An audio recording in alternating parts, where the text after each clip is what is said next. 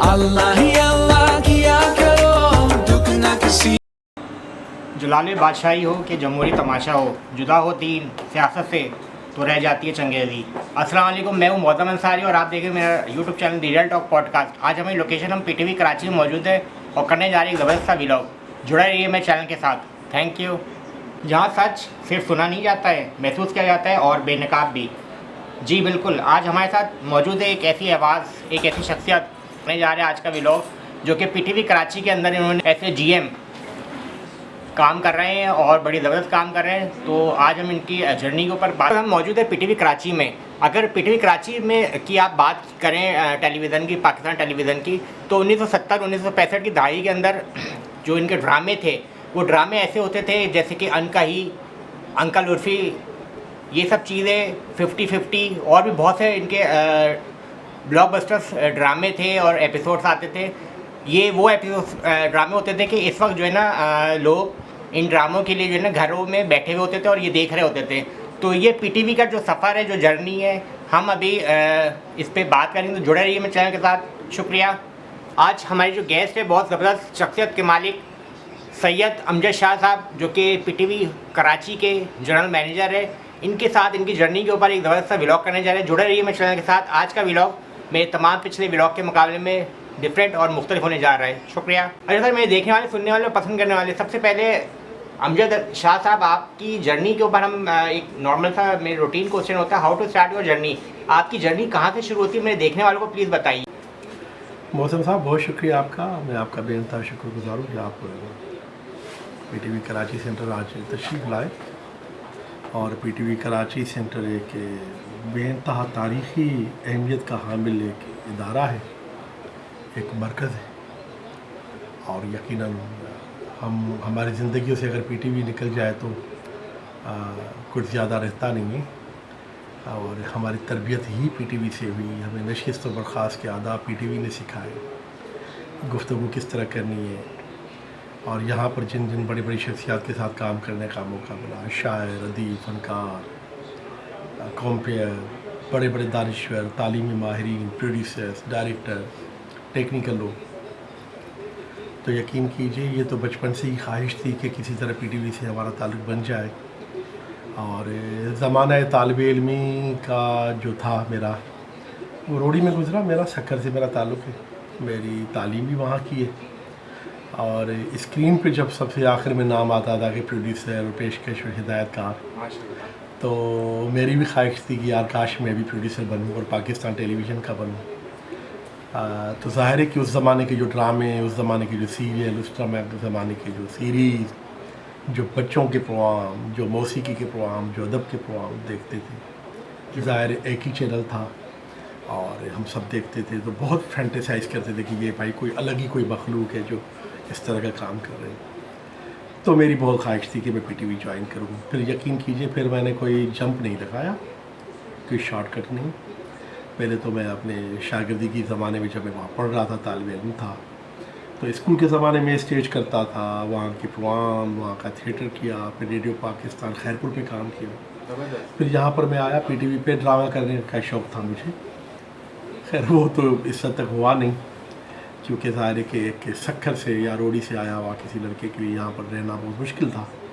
फिर यहाँ पर मेरी जॉब हो गई। और सबसे पहले जो एक मुख्तलिफ मदारिज होते हैं कि आप कॉन्ट्रैक्ट पे आते हैं, फिर आप असिस्टेंट प्रोड्यूसर बने, फिर आप प्रोड्यूसर बने। प्रोड्यूसर बनने के बाद एक तवील अरसे तक आपने प्रोग्राम प्रोड्यूस किए, बड़े बड़े प्रोग्राम, बड़े बड़े शो, ड्रामे। उसके बाद प्रोग्राम्स मैनेजर बना मैं, 2-3 साल तक मैं प्रोग्राम्स मैनेजर था और पीटीवी कराची के प्रोग्रामिंग को मैं हेड करता था। और अब जब आप यहाँ मौजूद हैं, जो मुझे ठीक 4 साल हो गए बतौर जनरल मैनेजर, तो मेरे आप ये जो तख्ती पे नाम लिखा होगा, तो इस पर मेरा ख्याल मैं का ही क्योंकि तारीख़ होगी जिसमें जनाब अली मैं बना था। और अब 4 साल मुझे हो गए।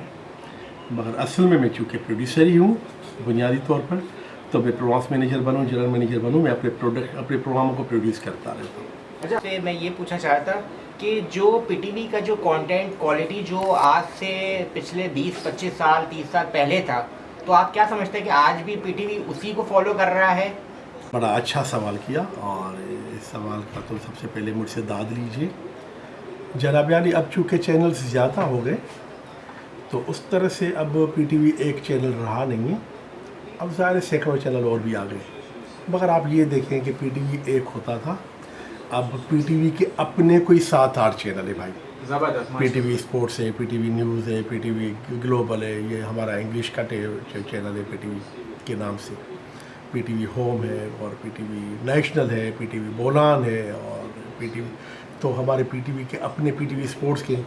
तो अब हम एक पीटीवी जो है वो पूरा एक पीटीवी नेटवर्क है जिसमें 7-8 मुख्तलिफ चैनल। फिर ये देखें कि जिस तरह पीटीवी कराची में भी जहाँ आप तशरीफ़ फरमाएँ, इसी तरह पीटीवी लाहौर है, पीटीवी इस्लामाबाद है, पेशावर है, कोयटा है, आज़ाद जम्मू एंड कश्मीर है, मुल्तान में है।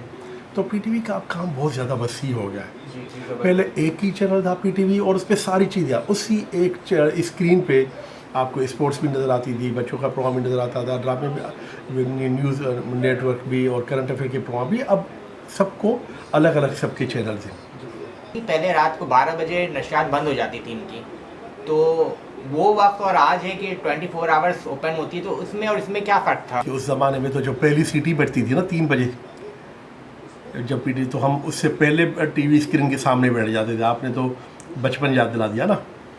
फिर वो जनाब यानी एक हमारी सिग्नेचर ट्यून बजती थी, फिर वो बच्चों के कार्टून शुरू हो जाते थे, फिर रिलीजियस प्रोग्राम हो जाते थे, फिर उस ज़माने के अलिफ लैला और ये वो प्रोग्राम, फिर ड्रामे चलते थे। तो उसकी ख़ास एक फैंटेसी थी उसकी, और 12 बजे पे ट्रांसमिशन ख़त्म होती थी। तो हम तो टीवी से अलग, बल्कि पूरा मोहल्ला ही एक जगह, क्योंकि टीवी हर किसी के घर में होता नहीं था, तो समझे कि मोहल्ले में अगर किसी एक ही घर में टेलीविज़न है तो पूरा मोहल्ला, पूरा शहर वहीं पर होता था। उसका एक चार्म था, उसकी एक मज़ा था, उसका एक लुत्फ़ था, और उसमें ज़्यादा मज़ा आता था। मैं तो यही कहूँगा क्योंकि ये नॉस्टैल्जिया है, हमारी बचपन की यादें हैं, और ये तो मुझे ज़ाती तौर पर आप मुझसे पूछेंगे। मगर ज़ाहिर है फिर ट्रेंड्स चेंज हुए, फिर 24 आवर्स हो गया, ज़ाहिर है तमाम चैनल 24 घंटे चलते हैं, फिर रिपीट ट्रांसमिशन चल रही होती है। बट ये कि उसका मज़ा अलग है, ज़ाहिर है नया टेलीविज़न आया था तो उसकी तो बात ही कुछ और थी ना। आज पसंद करने वाले ये आपसे जानना चाह रहे हैं, लोग ये कहते हैं कि पीटीवी के पास जो है ना कंटेंट ज़्यादा नहीं है, वो उसी को रिपीट कर रहे होते हैं, तो इसमें कितनी हकीकत है, कितनी सच्चाई है, मैंने देखने वालों को बताया। शायद लोगों का ख्याल हो, मगर मैं ऐसा समझता नहीं हूँ, क्योंकि तख्लीकी अमल कभी भी कम नहीं होता, ठीक है ना।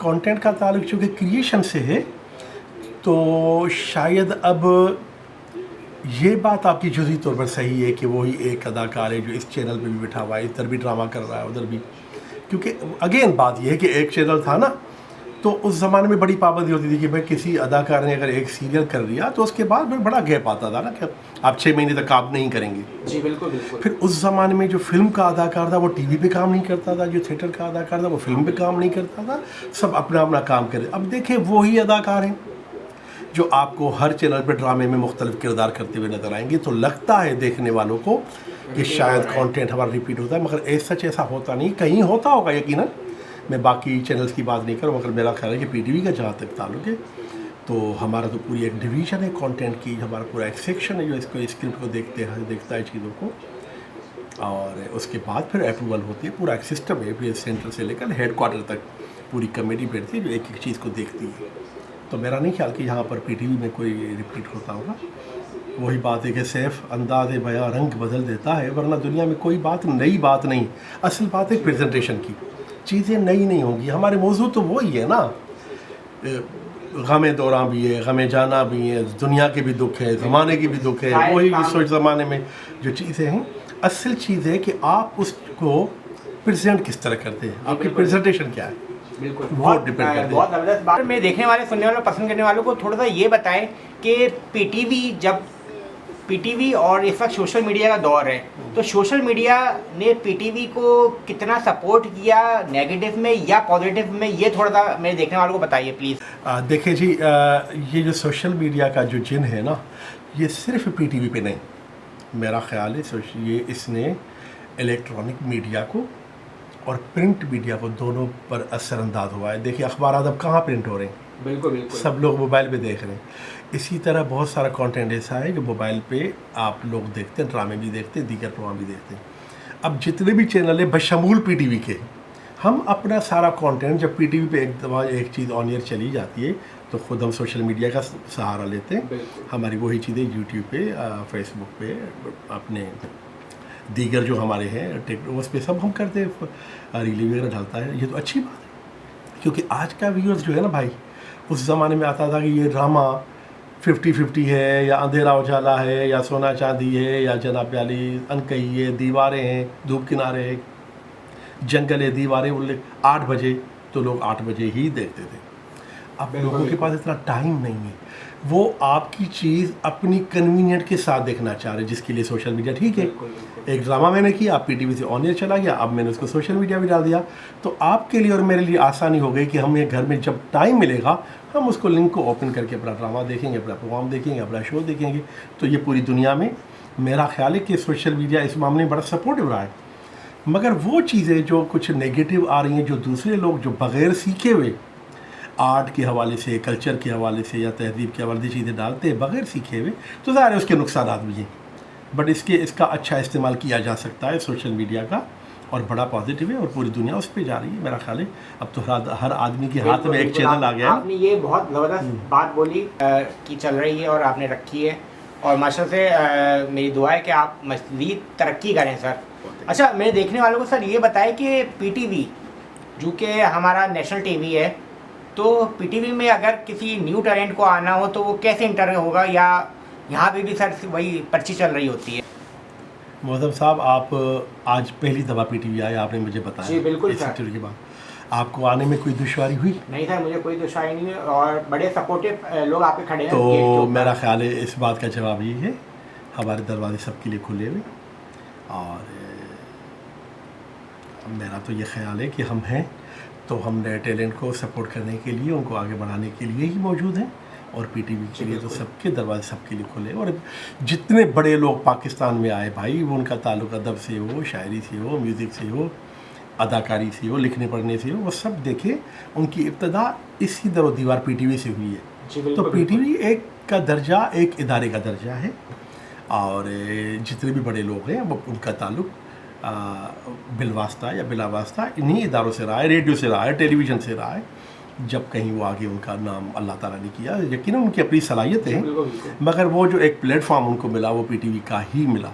तो पीटीवी ने तो हमेशा बहुत सपोर्ट किया तमाम फनकार, और आज भी कर रहा है। हम उसी चीज़ को आगे लेकर जा रहे हैं, और आपके इस कैमरे की तवज्जो से मैं कहूँगा कि कोई भी यूथ का कोई टैलेंट अगर आ जाए तो मोस्ट वेलकम, हमसे रब्ता कर सकता है।